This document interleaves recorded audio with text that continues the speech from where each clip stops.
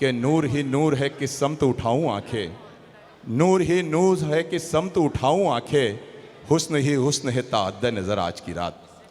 हज़रात उस ज़ात के हुजूर अपनी अक़ीदत पेश फरमा रहे थे डॉक्टर जलीलुर रहमान साहब, जिनको खुदा ने रहमतुल आलमीन बना के भेजा, ना कि रहमतुल मुस्लिमीन बना के भेजा। वो पूरी दुनिया के लिए एक रहमत बनकर आए, इसीलिए उनकी मदासराई सिर्फ़ उन्हीं लोगों ने नहीं की जिनका ताल्लुक़ मज़हब इस्लाम से था, बल्कि उनकी शान में अशार उन लोगों ने भी कहे जिनका ताल्लुक़ इस्लाम मज़हब से था भी नहीं। कुंवर महेंद्र सिंह बेदी साहब ने यह कह के इस बात का जवाब दिया कि इश्क हो जाए किसी से कोई चारा तो नहीं, इश्क हो जाए किसी से कोई चारा तो नहीं, सिर्फ मुस्लिम का मोहम्मद पे इजारा तो नहीं।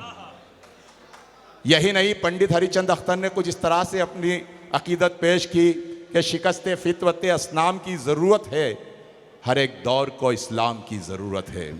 शिकस्त फितरत असनाम की ज़रूरत है, हर एक दौर को इस्लाम की ज़रूरत है, और जहाँ जहाँ पे भी इंसानियत है ख़तरे में, वहाँ वहाँ तेरे पैगाम की ज़रूरत है, वहाँ वहाँ तेरे पैगाम की ज़रूरत है।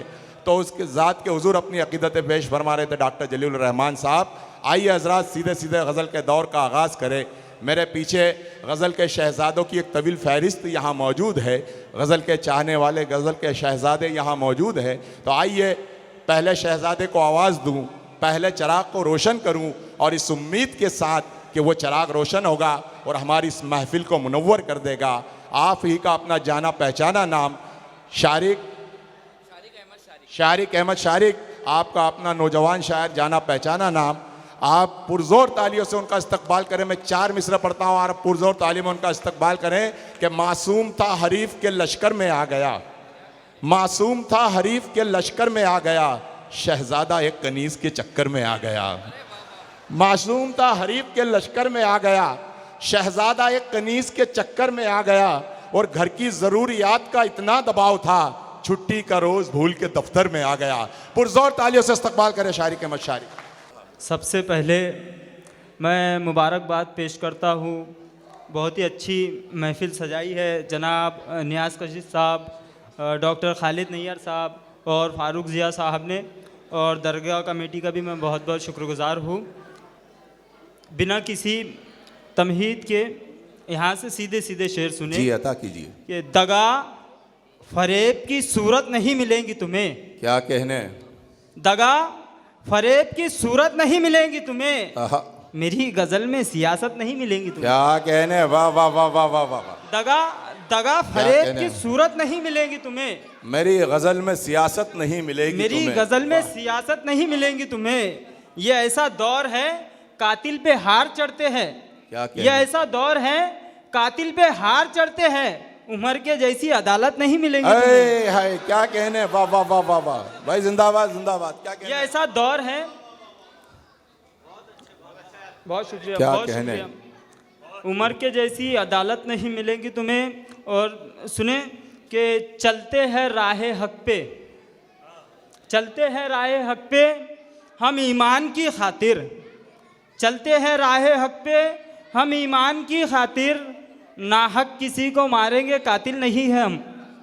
चलते हैं राहे हक पे हम ईमान के लिए, नाहक किसी को मारेंगे कातिल नहीं है हम।